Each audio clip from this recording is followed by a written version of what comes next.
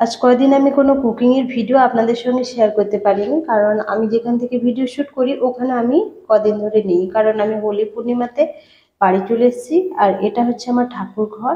তো এই ঠাকুর ঘরে কিন্তু উদ্বোধনের জন্য ওই দিনটাই আমাদের স্থির হয়েছে, তাই আমি বাড়ি চলে এসেছি। ভিডিও আমি দিতে পারিনি। তো এরপর আমি বাড়ি গেলেই আমি আপনাদের সঙ্গে কুকিংয়ের ভিডিও শেয়ার করব।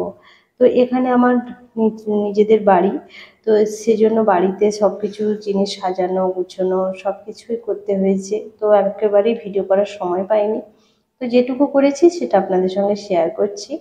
তো এইগুলো সব আমি সাজিয়েছি বাড়িতে এসে।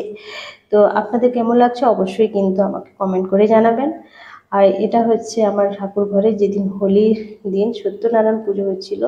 আর আমার অবস্থাটা দেখুন, একেবারেই করুণ অবস্থা, কারণ এমনিতে কদিন খুব খাটুনি গেছে, তার উপরে এই ছোট্ট ঠাকুর ঘরের মধ্যে যখন আমাদের হোম হচ্ছিল, তো ঘি পোড়া হচ্ছিল, তখন কিন্তু আমি সেই ছোট্ট জায়গাতে আমার অবস্থা একেবারেই ঘেমে একাকার হয়ে গেছিলো।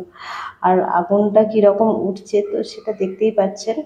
তো এর জন্য আমার অবস্থা খুবই খারাপ হয়ে গেছিলো। তো এখানে সেদিন খুব ভালো করে একটু পুজো করেছি আমরা, নিজেদের খুব মনের মতন করে পুজো করেছি ছোটোখাটোর উপরে। তো তারপর সমস্ত কিছু পুজো খরচা হয়ে যেতেই এইভাবে ছোট ঠাকুর ঘরটাকে আমি এইভাবে সাজিয়েছি। আপনাদের কেমন লেগেছে অবশ্যই কিন্তু আমাকে কমেন্ট করে জানাবেন আমার ঠাকুর ঘরে যেভাবে আমি সাজিয়েছি। তো এটা হচ্ছে আর একটা সিংহাসন, তো সেটা নিচে ছিল, ওটাকে আমরা পালিশ করে ওপরে তুলে নিয়েছি।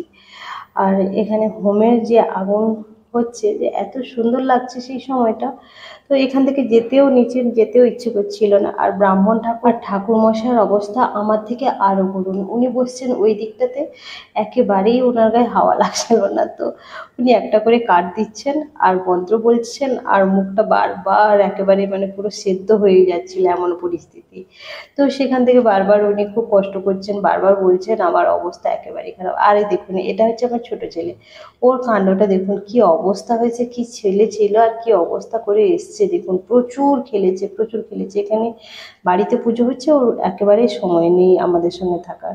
সব কিছু শেষ হয়ে যেতে আমি চলে এসেছি রান্নাঘরে। আর ছোটোখাটো পুজো আর্চার পরে আমি রান্নাবান্নাগুলো সব করে নিচ্ছি। এবার বিকেলবেলায় খুবই সিম্পল আলু পটলের ঝোল, বেগুন ভাজা আর ঢ্যাঁড়স ভাজা। আর হাতে বেশি সময় ছিল না, তাই বেশি কিছু করতে পারিনি।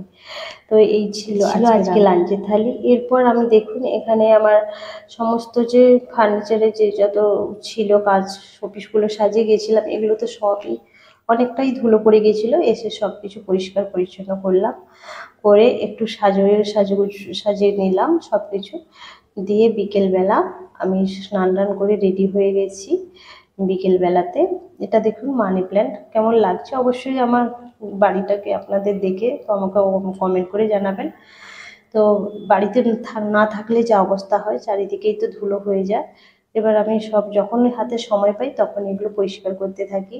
তো কোনো টাইম ধরে আমার পরিষ্কার করা হয় না, হাজব্যান্ডের সঙ্গে গল্প করতে করতে এসব করছিলাম।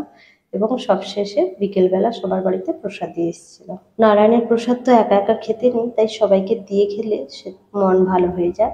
এই ছিল আজকের আমার ভিডিও। তো যদি ভালো লেগে থাকে অবশ্যই কমেন্ট করতে ভুলবেন না।